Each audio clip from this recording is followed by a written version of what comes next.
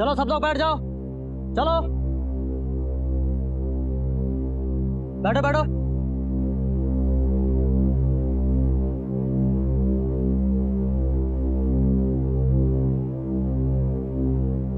आप सब लोग का स्वागत है।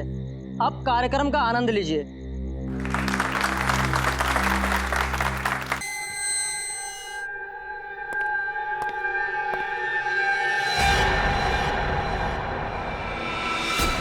ये क्या गोली? तुम हमको मर गए? ये कैसा हुआ?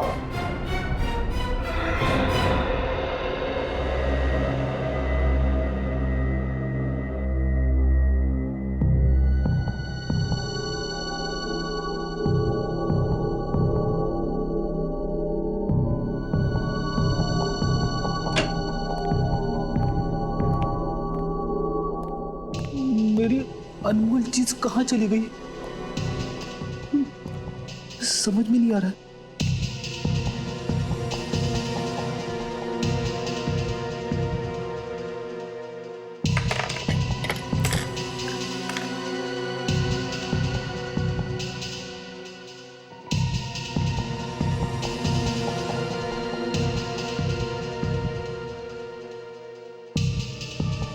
एसीपी साहब का डेस्क चेक करूं क्या? अरे नहीं, अगर उन्हें पता चल गया तो वो मुझ पे बहुत गुस्सा हो जाएंगे।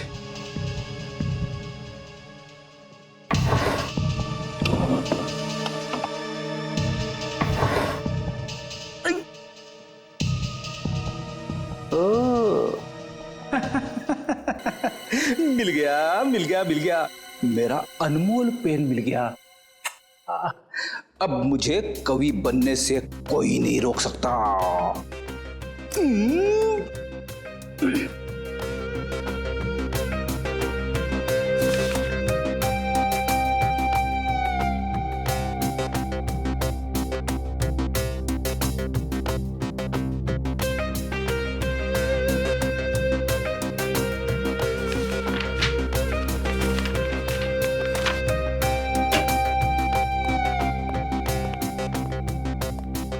क्या बात है फ्रेडी? अपने आप से क्या बातें कर रहे हो? बात ही कुछ ऐसी है। भाई ऐसी क्या खुशी की बात है? हमें भी तो बताओ। सुनना तो आपको पड़ेगा ही। मैं जानता हूं सर, एक आप ही है जो मेरी कला की कदर करते हैं। तुम्हारी कला की कदर? ये कागज क्यों फैला है यहाँ पे? इन्हें कागज मत कहिए सर, ये एक कवि के दिल के अनमोल रतन है। कवि के दिल के अनमोल रतन? लेकिन ये कवि कहाँ है? यहीं पे है, इसी बीरो में आपके सामने खड़ा है। तुम कवि भी हो? क्या बात है। मैंने ऐसी ऐसी कविताएं लिखी है सर, जिन्हें सुन के आपका दिल पसीज जाएगा, आपकी आंखों में से आंसू बहने लगेंगे। तो क्या बात है, सुनाओ। सुनाऊं?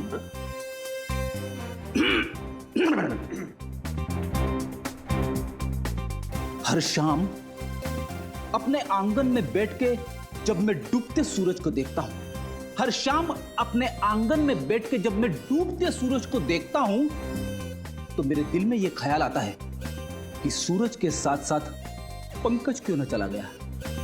पंकज? तो तुमने पंकज पे कविता लिख डाली?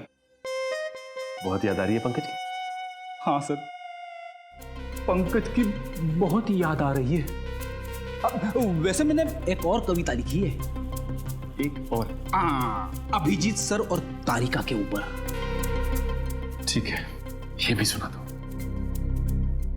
अभिजीत सर को पसंद है फॉरेंसिक लैब में जाना। अभिजीत सर को पसंद है फॉरेंसिक लैब में जाना। डॉक्टर तारिका से पूछते हैं वो केस का ताना बाना। जुर्म से जब बात बढ़ती है रिश्तों पे, तो डॉक्टर सालुंके का वहीं पे आ जाना। ये बहुत प्यारी कविता थी, मेरा दिल तो पसीज गया। उससे पहले मेरी आंखों में आंसू आ जाए प्लीज, बस। नहीं, मैंने और 2-4 कविताएं लिखी है। वो तुम दीवारों को सुनाओ। नहीं नहीं,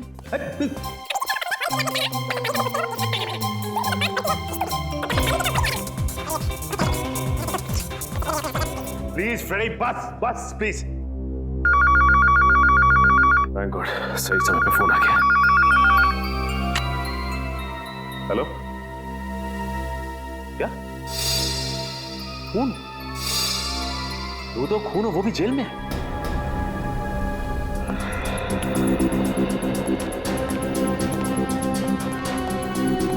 आइए सर, आइए सर।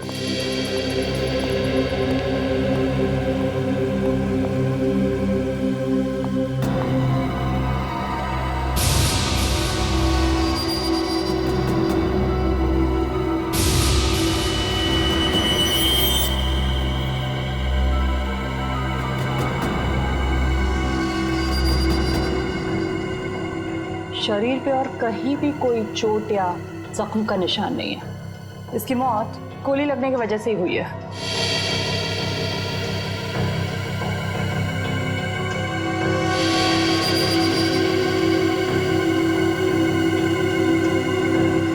कहीं कोई एग्जिट वुंड भी नहीं है, इसका मतलब गोली शायद शरीर के अंदर ही।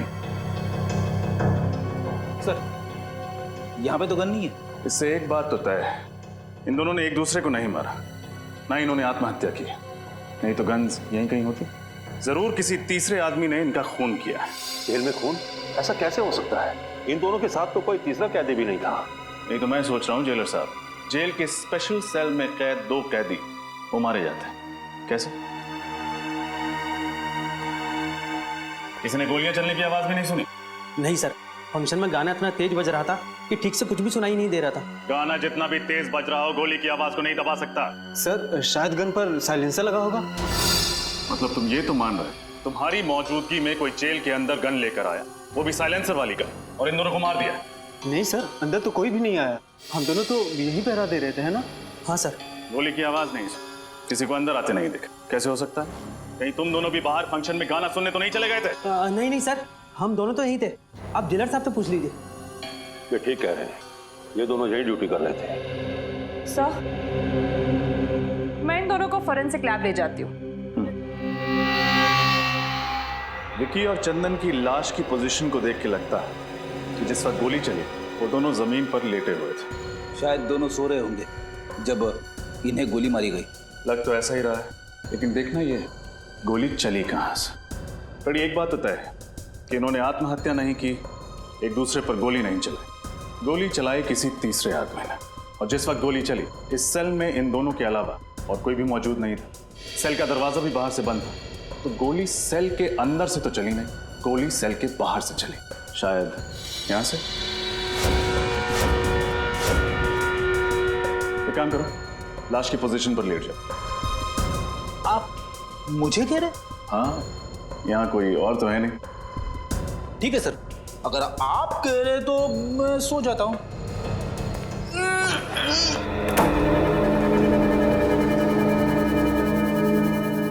Ready ready? अरे सर, सचमुच गोली मत मार देना। घबराओ मत, बंदूक खाली है। यहाँ से पूरी बंदूक को अंदर घुसाना तो मुश्किल है, बाहर से भी गोली चलाई होगी तो जाके लगेगी सामने वाली दीवार में। इस एंगल से विक्की और चंदन को गोली मारना तो नामुमकिन है। गोली यहाँ से तो नहीं चली होगी, तो फिर गोली कहाँ से चली? हो सकता है वहां से। रोशनदान से? मगर रोशनदान तो काफी ऊंचा है और उस पर नेट लगी हुई है। सो तो है फ्रेडी। एक काम करते हैं, मैं बाहर जाके रोशनदान को चेक करता हूँ, तुम जाके जेलर साहब से मिलो, उनसे विक्की और चंदन के बारे में पूछताछ करो। उठ जाऊं? जेलर साहब बाहर हैं, उठना तो पड़ेगा ही।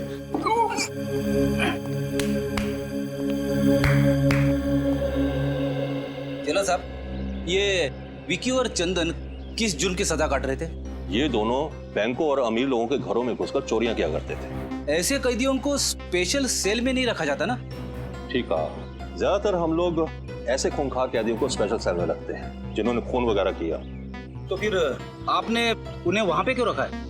नाक में दम कर दिया था इन्होंने, रोज किसी न किसी के साथ मारामारी झगड़ा, इसलिए मैंने इन दोनों को दूसरे कैदियों से अलग कर दिया। झगड़ा मारामारी? फिर तो काफी दुश्मन बना लिए होंगे इन दोनों ने इस जेल में। कोई भी कैदी इन्हें पसंद नहीं करता था। जेलर साहब, खून किसी कैदी ने किया है, लेकिन सर, उनके सेल के बाहर हमेशा सिक्योरिटी गार्ड का पहरा रहता था। इतनी सिक्योरिटी होने के बावजूद भी 2 खून हो चुके हैं। एक तो मैं सोच रहा हूँ, जबकि हमारे जेल के अनुशासन और नियम बहुत कड़े हैं, उसके बावजूद 2 कैदियों का कत्ल हो गया। हर आदमी की जांच पड़ताल की जाती है, हर चीज की जांच पड़ताल की जाती है, बावजूद उसके मुझे तो अभी तक यकीन नहीं हो रहा कि हमारे यहाँ ऐसा हो गया। आपको यकीन करना पड़ेगा जेलर साहब, क्योंकि हकीकत यह है कि आपकी निगरानी में 2 खून हो चुके हैं। कैदियों से मिलने कौन कौन विजिटर्स आते थे, उन सब की लिस्ट चाहिए मुझे। ठीक है। ये रोशनदान तो काफी ऊंचाई पर है। यहाँ तक पहुंचने के लिए उन्हीं को या तो एक ऊंचा स्टूल या फिर सीढ़ी की या घोड़े की जरूरत पड़ी होगी। लेकिन ऐसा कोई भी सामान यहाँ तक लाना या फिर यहाँ से ले जाना बहुत मुश्किल है। एक खूनी ऊपर कैसे चढ़ा, और अगर वो वहां चढ़ भी गया तो गोली कैसे चलाएगा? क्योंकि जाली के साथ कोई छेड़खानी तो की नहीं गई, ना ही जाली में कोई छेद है। सर, मैंने जेलर साहब से कह के सारे विजिटर्स की लिस्ट मंगवा ली है जो कैदियों से मिलने आते थे। Very good. हाँ डॉक्टर तारिका।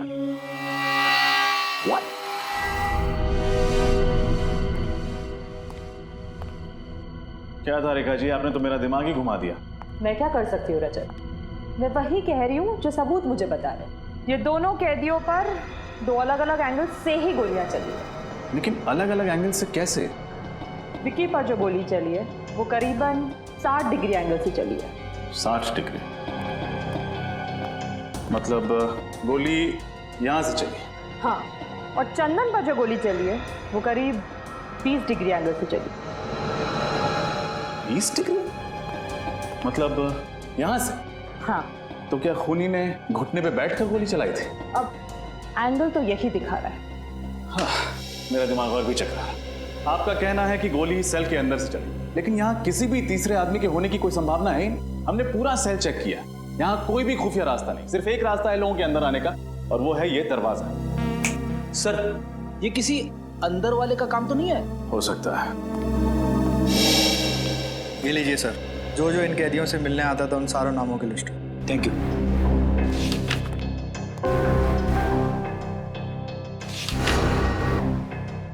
ये देखिए सर, जसलोक नाम का एक आदमी है जो पिछले 1 महीने से 2 कैदियों से मिलने हर रोज जेल में आ रहा है। दोनों कैदियों के नाम? मुन्ना और जकोटा। मुन्ना और जकोटा से मिलते हैं। जल्दी आओ। ये मुन्ना है और ये जकोटा। स्पेशल सेल की 7 वाली जेल में रखा गया है इनको। मुन्ना और जकोटा किस जुर्म की सजा काट रहे हैं तुम? लुटेरे हैं तुम। सुनसान हाईवे पर मुसाफिरों को रोककर उनके पैसे गहने वगैरह छीन लेते हैं। पर कभी किसी मुसाफिर का नुकसान नहीं किया साहब। मुसाफिरों को नुकसान नहीं पहुंचा, लेकिन जेल के अंदर 2 खून कर दिए। 2 खून? साहब ये क्या कह रहे हैं आप? किसी का खून करने के बारे में हम कभी सोच भी नहीं सकते। बनो मत। विक्की और चंदन के साथ तुम दोनों का 36 का आंकड़ा था ना? 36 का नहीं, 37 का कहिए। कोई दिन ऐसा नहीं गया जब इन दोनों की उन दोनों के साथ तू मैं ना हुई हो। कई बार तो हाथापाई की नौबत आई है। साहब, विक्की और चंदन को तो आपने अलग सेल में बंद कर दिया था, फिर हम उन्हें कैसे मार सकते हैं साहब? मार सकते हैं, जरूर मार सकते हैं, अपने उस साथी की मदद से जो पिछले 1 महीने से हर रोज तुम दोनों से यहाँ मिलने आता है। साथी? आप लोग किस साथी की बात कर रहे हैं साहब? जसलोक की बात कर रहे हैं। जसलोक? वो तो वो क्या? जसलोक का नाम सुनते ही तुम दोनों के पसीने के छूटने लगे। आप लोग गलत समझ रहे हैं साहब। हमारा और जसलोक का ऐसा कोई इरादा नहीं था साहब। तो फिर क्या इरादा था? सच सच बता दो, वरना जसलोक से तो सच निकलवा ही लेंगे हम। अब हमें सब सच बता देना चाहिए, ना 2 कत्ल का इल्जाम हमारे सर पे आ जाएगा। आपस में खुसुर पुसुर करने से कुछ नहीं होगा। जल्दी बोलो, क्या बोलना है? साहब, विक्की और चंदन हमारे दुश्मन नहीं, दोस्त थे। झूठ, फिर से झूठ। नहीं साहब, हम सच कह रहे हैं साहब। हम चारों जसलोक की मदद से जेल तोड़ के भागने की साजिश कर रहे थे। जेल तोड़कर भागने की साजिश? हाँ साहब, इसीलिए उस दिन हमने जेल में झगड़े का नाटक किया था, ताकि आप लोगों को हमारे ऊपर शक ना हो। इतना बड़ा धोखा, इतनी बड़ी साजिश। देखो, अगर ये बात गलत निकली ना तो। आप फिक्र मत कीजिए जेलर साहब, जब भी जसलोक हमारे हाथ लगेगा सच तो बाहर आ ही जाएगा। किसी और पर शक है आपको?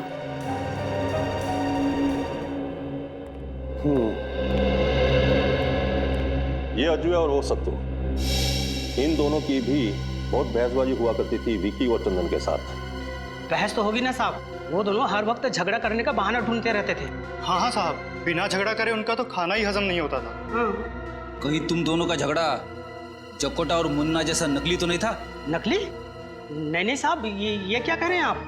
लो, तुमने अपने ही मुंह से कह दिया कि झगड़ा असली था। इसका मतलब तुम लोगों के पास ठोस वजह थी उन दोनों की जान लेने की। नहीं साहब, हम खूनी नहीं हैं, हम तो मामूली चोर उचक्के हैं, और हम खून क्यों करेंगे उनका? हाँ साहब, वैसे भी जेलर साहब ने उन दोनों को जब से स्पेशल सेल में डाला है तब से हम दोनों का वहाँ आसपास भटकना भी मुश्किल हो गया था। चलो साहब, ऐसे कौन कौन से लोग हैं जो स्पेशल सेल में जा सकते हैं? सबसे ज्यादा तो इस मनोहर का जाना आना होता था उस सेल में, यही उस सेल की साफ सफाई किया करता था। हाँ साहब, मेरी बदकिस्मती थी कि मैं ही उस सेल की साफ सफाई करता था। क्यों, ऐसा क्या हुआ था? हाँ साहब, बेवजह झगड़ा करते थे, धक्का मारते थे, कई बार तो उन्होंने थप्पड़ भी मारे थे। अरे वो दोनों तुम्हें मारा पीटा करते थे, ये बात तुमने मुझे पहले क्यों नहीं बताई? साहब, उन्होंने मुझे धमकी दी, अगर मैंने किसी से शिकायत की तो मुझे और मारेंगे। मनोहर, कहीं ऐसा तो नहीं कि वो दोनों तुम्हें बहुत तंग करते थे इसलिए तुम्ही ने उन दोनों का? साहब, मैं तो उनके पास जाने से भी डरता था। मैं उनकी जान कैसे लूंगा साहब? मच्छर था साहब, उनके सामने में एक मच्छर। जेलर साहब, क्या हो रहा है आपकी जेल में? स्टाफ की पिटाई हो रही, दो कैदियों का खून हो गया। मैं तो खुद हैरान हूं। मुझे तो लगता था कि मेरी जेल में प्रशासन ठीक से चल रहा है, मगर तुम कौन हो? ये धनसुख है, चाय वाला। ये भी उस सेल में जाया करता था सुबह शाम चाय देने के लिए। अरे क्या हुआ धनसुख?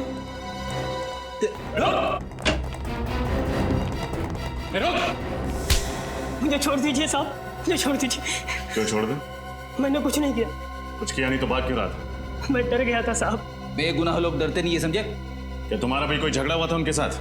नहीं साहब, मुझसे तो दोनों प्यार से बातें करते थे। आखिरी बार चाय कब देने गए थे उन्हें? यही कोई 7:30-8 बजे के करीब।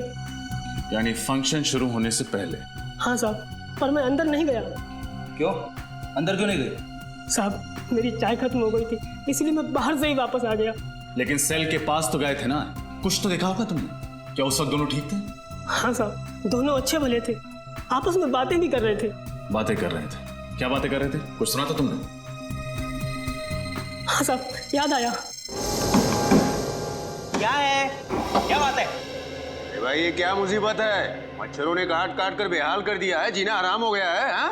अरे मच्छर काट रहे हैं तो मच्छरदानी मंगवाऊं? जाओ और चुपचाप सो जाओ। अरे यहाँ बैठना मुश्किल हो रहा है और सोने की बात कर रहे हो? पता नहीं ऊपर से ये रोशनदान की जाली किसने निकाल दी है। अब तो मच्छरों की ऐसा है यहाँ पे। तुम लोगों का ना रोज रोज का नाटक हो गया है। कभी मारपीट करते हो, कभी गुंडागर्दी करते हो, तो कभी मच्छर का बहाना करते हो। यार चुपचाप सो जाओ। अरे धनसु, इधर आ तू और चाय पिला। वहाँ क्या खड़ा है? इधर आ। चाय खत्म हो गई, अभी लाता हूँ थोड़ी देर में। भाई मेरे लिए चाय खत्म हो गई, जा जल्दी लेके आ। ओह, तो ये बातें हो रही थी। मगर सर, जब हम पहली दफा स्पेशल सेल में आए तब तो रोशनदान के ऊपर नेट लगा हुआ था ना? हाँ फ्रेडी, मैं भी यही सोच रहा हूँ। हुआ कुछ ऐसा होगा कि फंक्शन से पहले ही मौका पाकर खूनी ने रोशनदान से नेट हटा दिया होगा। फिर उसने फंक्शन के शुरू होने का इंतजार किया होगा। जैसे ही फंक्शन शुरू हुआ, सब लोग बाहर चले गए और खूनी ने विक्की और चंदन को गोली से मार दिया। फिर वापस भागने से पहले उसने रोशनदान पर नेट वापस लगा दिया।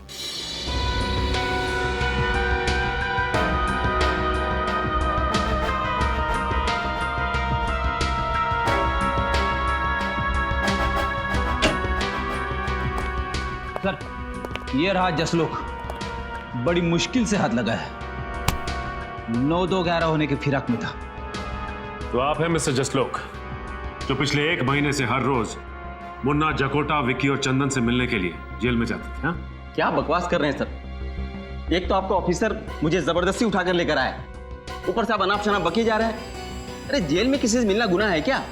जी नहीं, जेल में किसी से मिलना गुनाह नहीं है, लेकिन जेल से भागने में किसी की मदद करना गुनाह जरूर है। सर, मैंने किसी की मदद नहीं की और ना ही किसी साजिश में मेरा कोई हाथ है। देखो, मुन्ना और जकोटा अपना मुंह खोल चुके हैं। तुम्हारे लिए यही बेहतर है कि तुम हमारा समय बर्बाद ना करो। बोलो सच। सर, मैंने एक बार बोल दिया ना कि मैंने किसी की मदद नहीं की तो नहीं की। बड़ी लगता है ये भाई साहब शराफत से कुछ नहीं बताने वाले। इनके ऊपर उस चीज का इस्तेमाल करना ही पड़ेगा। समझ गया मैं। सर किस चीज की बात कर रहे हैं? अभी पता चल जाएगा किस चीज की बात कर रहे हैं। सर बताइए ना प्लीज। अरे ये क्या है? ये सच बोलने का इंजेक्शन है। सच बोलने का इंजेक्शन? एक बार अगर ये इंजेक्शन लग जाए ना तो आदमी तोते की तरह सच बोलने लगता है। सर इसकी जरूरत नहीं, मैं सब बताता हूँ सर। मैं नुस्खा काम में आ गया। तुम क्यों रुक गए? शुरू हो जाओ। हाँ सर, मैंने उन लोगों को मदद करने का वादा किया था, वो सिर्फ इसलिए कि वो मेरे दोस्त थे। और जेल से निकलने के बाद इन चारों का क्या प्लान था? सर वो मुझे पता नहीं है, मैं तो सिर्फ जेल से निकलवाने में मदद कर रहा था। उसके बदले में वो लोग मुझे 10 लाख रुपए देने वाले थे सर। 10 लाख रुपए? हाँ, गोलियां शायद उस रोशनदान से ही चली हैं। लेकिन एक बात समझ में नहीं आ रही। डॉक्टर तारिका ने कहा था कि एक गोली यहां से 60 डिग्री एंगल से चली और दूसरी गोली यहां से 20 डिग्री एंगल से चली। लेकिन अगर दोनों गोलियां एक ही दिशा से उस रोशनदान से आई तो दोनों कैदियों को अलग अलग एंगल से कैसे लगी? सर कहीं हम गलत दिशा में तो नहीं जा रहे? नहीं फ्रेडी, दिशा तो सही है, बस देखना यह है कि हवा का रुख किस तरफ है। हवा दिशा मैं कुछ समझा नहीं सर। मेरे कहने का मतलब यह है कि इन दोनों कैदियों के खून का उस रोशनदान से कोई ना कोई संबंध जरूर है, लेकिन क्या यह समझ में नहीं आ रहा। कहीं खूनी रोशनदान से तो अंदर नहीं आया? क्या फ्रेडी, रोशनदान का साइज देखा है तुमने? इतने छोटे से रोशनदान से एक पूरा इंसान अंदर कैसे आ सकता है? अरे तो क्या सर गन खुद उड़ के आई अंदर? क्या कहा तुमने? नहीं सर नहीं, शायद सही कहा तुमने। हाँ, गन उड़ के ही सेल के अंदर आई। गन उड़ के अंदर ही? हो सकता है गन किसी ऐसी चीज के साथ जुड़ी हुई है जो उड़ सकती है, जैसे कि कोई खिलौना। हाँ सर, वो छोटे छोटे खिलौने होते हैं ना, वो हेलीकॉप्टर्स, एरोप्लेन, जिन्हें रिमोट कंट्रोल से उड़ाया जाता है। एग्जैक्टली। दरअसल हुआ कुछ ऐसा होगा कि खूनी रोशनदान के उस तरफ नीचे खड़ा हो, उसके हाथ में रिमोट कंट्रोल होगा, उसने इस रोशनदान के जरिए हेलीकॉप्टर को अंदर भेजा होगा। हेलीकॉप्टर में एक कैमरा फिट होगा जिसके जरिए खूनी देख सकता था कि हेलीकॉप्टर कहां जा रहा है। इसके अलावा हेलीकॉप्टर में एक मैकेनिज्म होगा जिससे वो दोनों गोलियां चली होंगी, जिससे कि विकी और चंदन की नींद में ही मौत हो गई। ओह, अब समझ में आया गोलियां 2 अलग अलग एंगल से कैसे चली है।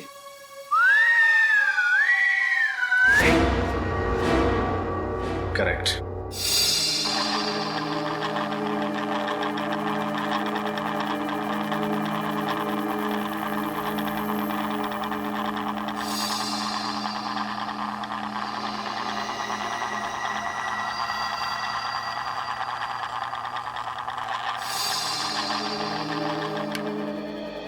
वो हेलीकॉप्टर भी कुछ इस तरह का होगा, इससे ज्यादा बड़ा नहीं हो सकता, नहीं तो फिर वो उस रोशनदान से सेल में घुस नहीं पाता।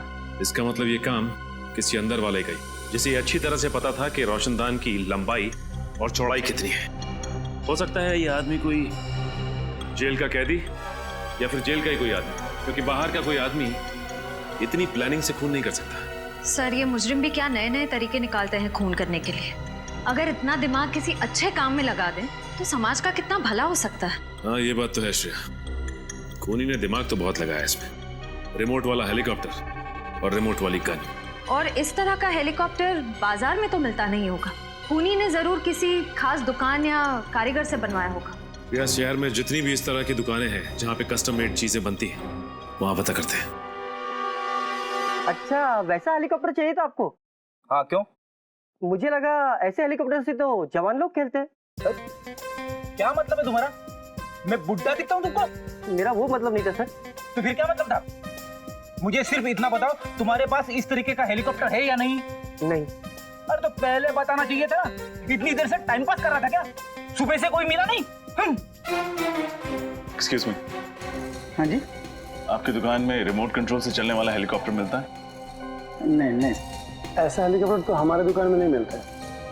अगर ऐसा हेलीकॉप्टर आपकी दुकान में नहीं मिलता है तो आपको पता तो होगा ये कहाँ मिलता है।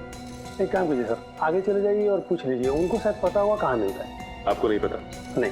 तो ऐसा बोलो ना।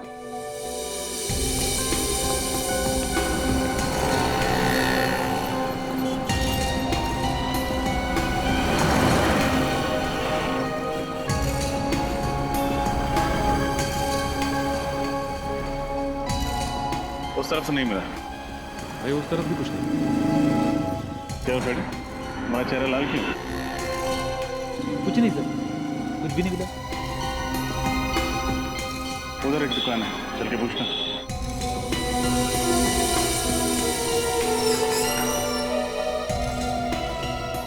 कहिए सर, क्या चाहिए आपको? आपकी दुकान में रिमोट वाला हेलीकॉप्टर मिलता है? हाँ जी मिलते हैं सर। दिखाइए जरा। फिलहाल तो सब बिक चुके हैं, अगर आप कहें तो आपके लिए ऑर्डर से मंगवा देता हूँ। जी नहीं, उसकी जरूरत नहीं। आप हमें सिर्फ ये बताइए कि उस हेलीकॉप्टर पे गन और कैमरा क्यों फिट किया आपने? गन कैमरा, ये क्या कह रहे हैं आप लोग? बिल्कुल ठीक कह रहे हैं हम। हमें अच्छी तरह से मालूम है कि उस तरह के हेलीकॉप्टर सिर्फ आपकी दुकान पे मिलते हैं, इसलिए आप ये बताइए कि उस हेलीकॉप्टर पे आपने गन और कैमरा क्यों फिट किया? आप लोग बेवजह मुझे बदनाम कर रहे हैं। अच्छा, तो आप लोग ऐसे नहीं माने, मैं अभी पुलिस को फोन करता हूँ। लीजिए, आपने मदद मांगने के लिए फोन उठाया था और सीआईडी हाजिर। सीआईडी? जी हाँ, सीआईडी। अब बताइए, किसके कहने पर आपने एक खास हेलीकॉप्टर बनवाया था? किसी के नहीं सर। किसी के नहीं? दो खून हुए हैं आपके इस कातिल खिलौने से, और वो भी जेल में। दो खून, वो भी जेल में? ये बताइए कि किसके लिए किया है ये सब आप, बोलो। मैं सच कह रहा हूँ सर, मैं इस बारे में कुछ नहीं जानता। आप नहीं जानते तो शायद कोई और जानता होगा। आपके अलावा और कौन है इस दुकान में? इस दुकान में तो मेरे अलावा बस मेरा आदमी राजेश। कहाँ है राजेश? बुलाओ उसे। वो तो अभी बाहर गया है, बस आता ही होगा। ये लीजिए राजेश, ये लोग सीआईडी से हैं। सीआईडी? रुक।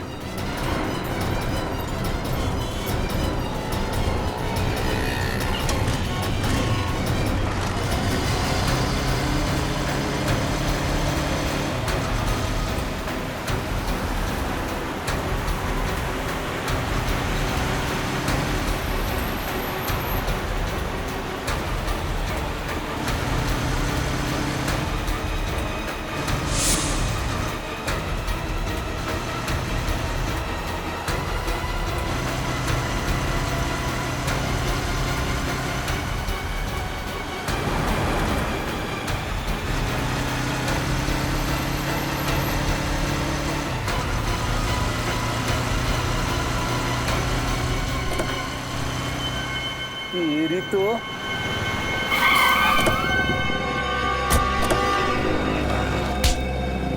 भाग रहे थे, अगर हेलीकॉप्टर में भागते तो शायद बच भी जाते, लेकिन अफसोस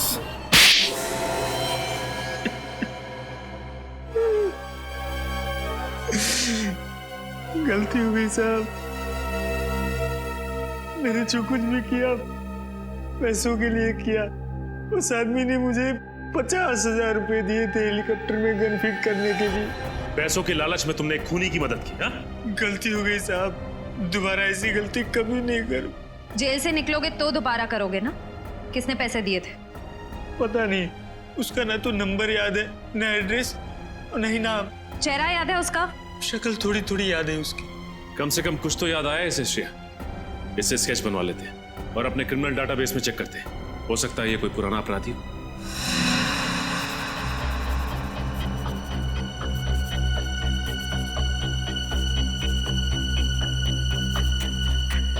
आंख सर थोड़ी सी छोटी और थोड़ी सी लंबी।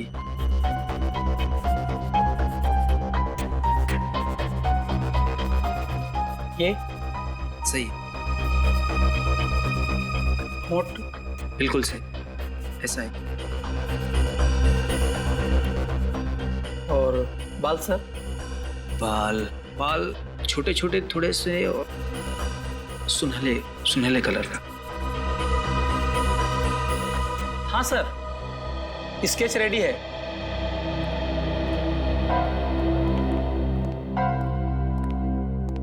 ये वही आदमी है? यस मैम, वही है। श्रेया, काम कर, अपने क्रिमिनल डाटाबेस में देखो, हो सकता है पुराना क्रिमिनल हुई। सर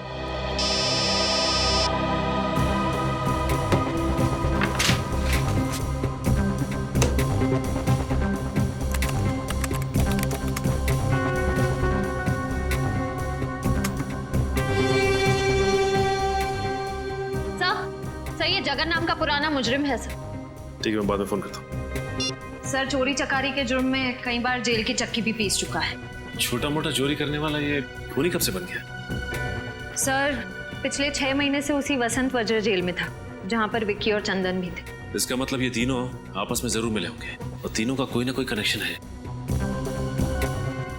ये क्या, हफ्ते भर पहले ये जेल से छूटा है और जेल से छूटते ही सीधा हेलीकॉप्टर बनवाने पहुंच गया। लेकिन सर, जेल से छूटने के बाद ये फंक्शन के दौरान जेल के अंदर घुसा कैसे? किसी ने इसे देखा कैसे नहीं? हो सकता है श्रेया कि ये खुद ना गया हो और विक्की और चंदन को मारने में इसकी मदद की हो किसी ने। अपने खबरियों को काम पे लगा दो, पता करो कि ये जगन है कहाँ पे। सर देखो देखो, अगर तुम्हारी खबर गलत निकली ना तो सोच। क्या साहब, रिंकू की खबर आज तक गलत निकली है? जो अब निकलेगी, जिस कबूतर की आपको तलाश है उसने यहीं पे घोंसला बना रखा है, यही है उसका घर। ये है जगन का ठिकाना। ठीक है रिंकू, ये रखो तुम अपने पास।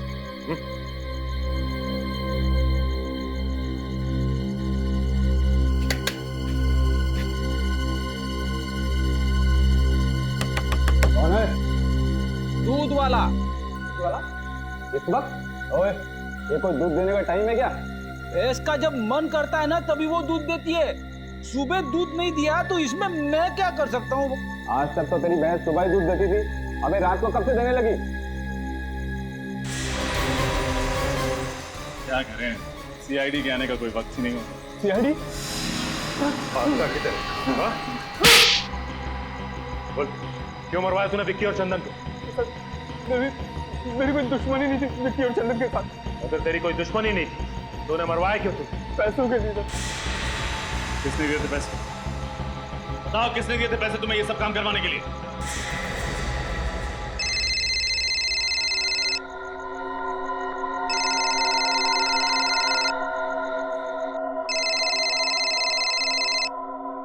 हेलो, मैं जगन बोल रहा हूँ। मैंने तुमसे कहा था ना, तुम मुझे कभी फोन मत करना। देखो, मैं तुमसे मिलना चाहता हूँ। तुम्हारा दिमाग तो खराब नहीं हो गया? देखो, तुम्हें मुझसे मिलना ही पड़ेगा, नहीं तो मैं। नहीं तो क्या धमकी दे रहे हो मुझे? आज रात 9:30 बजे ज्वाला रोड इंतजार करूंगा। अगर नहीं आए तो? नहीं आए तो क्या कर लोगे? हेलो हेलो, नहीं आया तो क्या कर लोगे?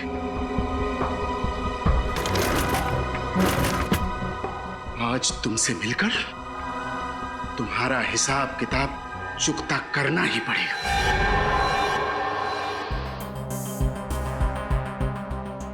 अब तो मैंने आप लोगों का काम कर दिया है, अब मैं जाऊं सर?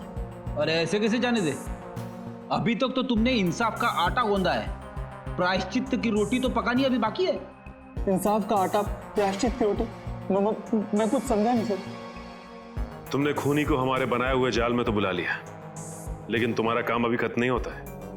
उसे गिरफ्तार करने के लिए तुम्हें हमारे साथ चलना। नहीं सर, मैंने उसे धमकी देकर उसे बहुत गुस्सा दिला दिया। अगर मैं वहां गया ना तो वो मुझे भी मार डालेगा। बड़ा डर लग रहा है तुम्हें मौत से? उस वक्त एक बार भी नहीं सोचा जब जेल में 2 कैदियों को मौत के घाट उतारने की प्लानिंग चल रही थी? सर, मैंने जो कुछ भी किया उसके लिए मैं बहुत शर्मिंदा हूं। मैं आप लोगों से वादा करता हूं सर कि आज के बाद मैं कोई भी गुनाह नहीं करूंगा। कैसे करें तुम्हारे वादे पे यकीन? एक जुर्म की सजा काट के आए हो और दूसरा गुनाह कर बैठे। सर, मेरे लिए नहीं तो कम से कम मेरे बीवी बच्चों के लिए मुझे माफ कर दीजिए। मेरे बिना उनका भविष्य अंधकार में हो जाएगा। बड़ी फिक्र है ना तुम्हें अपने परिवार की? जुर्म करते वक्त एक बार भी ख्याल नहीं आया उनका? सर, मुझे एक मौका दे दीजिए अच्छा इंसान बनने के। मैं आप लोगों को कभी शिकायत का मौका नहीं दूंगा और आप लोग जैसा कहेंगे मैं वैसा करने को तैयार हूं। ठीक है, जिसका भी हाथ है इन सब के पीछे, वो जल्द से जल्द हमारी गिरफ्त में होगा।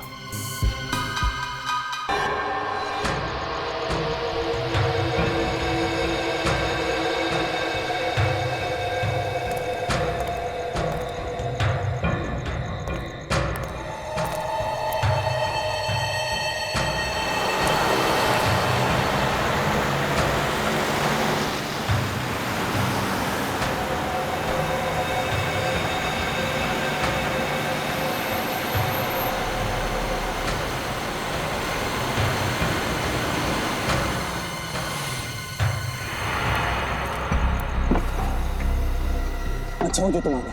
मुझे सीआईडी की धमकी देने की तुम्हारी हिम्मत कैसे हुई? देखो, सीआईडी तुम्हारी वजह से मेरे पीछे पड़ी है। अब तुम्हारा फर्ज बनता है कि तुम मुझे सीआईडी से बचाओ।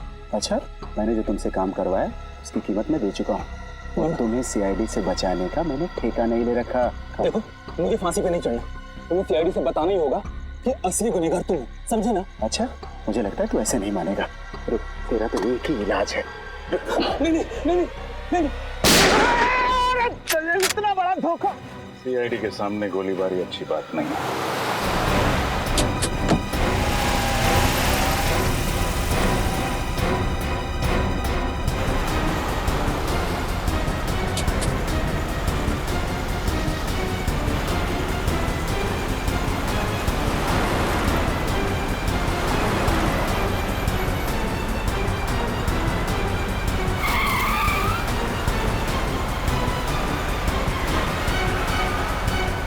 इस तरह से गाड़ी चला रहा है, कहीं किसी को नुकसान ना पहुंचा दे।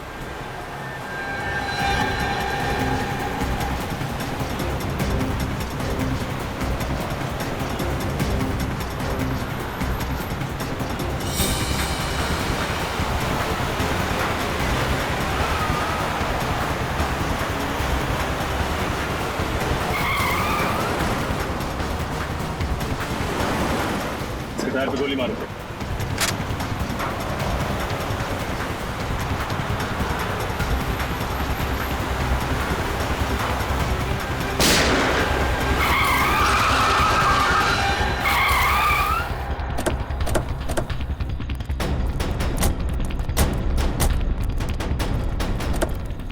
विजय बाबू, खेल खत्म तुम्हारा।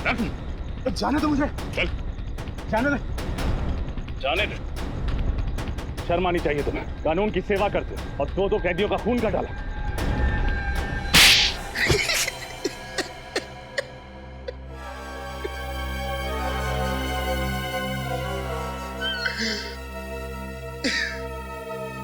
मैंने उन लोगों को मारने का इरादा बहुत पहले ही कर लिया था। इंतजार था तो बस एक सही मौके का, और वो मौका मुझे मिला जेल के उस फंक्शन के दौरान। क्यों? ऐसा क्या किया था उन दोनों ने तुम्हारे साथ, जो पुलिस में होते हुए भी तुमने कानून को अपने हाथ में लिया? उन लोगों ने मेरी बहन के घर चोरी तो की ही थी, साथ ही साथ उन्होंने मेरी बहन अर्चना के साथ छेड़छाड़ और जबरदस्ती की थी। क्या? तो तुमने ये बात किसी से कही क्यों नहीं? मैं डरता था कि समाज में बदनामी होगी, मेरी बहन का घर से बाहर निकलना मुश्किल हो जाएगा। बस इसी डर से मैं अपना मुंह बंद करके बैठा था, और विक्की और चंदन इसी डर का फायदा उठाकर मुझे ब्लैकमेल करने लगे थे। नजरें क्यों चुरा रहे हो विजय बाबू?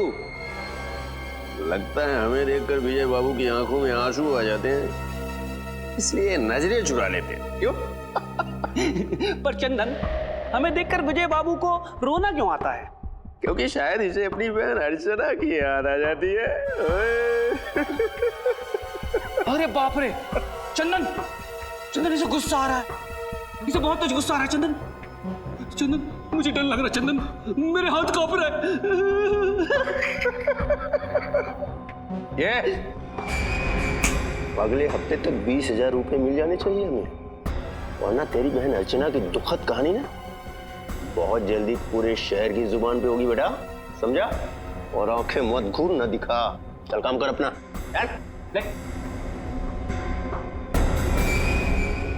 हंस लो, जितना हंसना है हंस लो।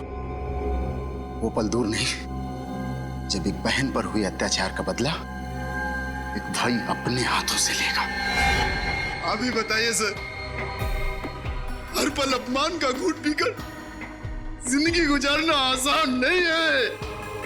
माना तुम्हारी बहन के साथ जो हुआ गलत हुआ, पर ये सोचकर चुप बैठ जाना कि बदनामी होगी, ये बहुत ही गलत और पिछड़ी हुई सोच है। और औरतों पे जुर्म बढ़ने का ये भी एक कारण है। औरतें बदनामी के डर से कानून का दरवाजा नहीं खटखटाती, और चंदन और विक्की जैसे लोगों के हौसले और भी बढ़ जाते हैं। आप शायद ठीक कह रहे हैं, पर अपनी बहन को और दर्द में देखने की हिम्मत नहीं थी मुझ में, इसीलिए उन लोगों को सजा देने का जिम्मा मैंने अपने कांधों पर उठाया, और जगन की मदद से हेलीकॉप्टर में गन लगवाई, और उस गन की मदद से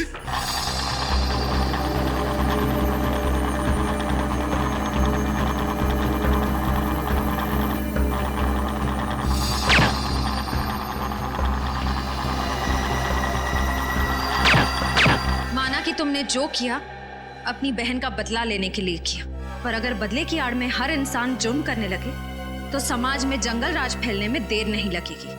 मैंने जिन लोगों को मारा वो कोई अच्छे लोग नहीं थे। ये सही है कि वो लोग अच्छे नहीं थे, लेकिन गुनाह तो फिर भी गुनाह होता है, और तुम्हें क्या सजा देनी है ये अब अदालत तय करेगी।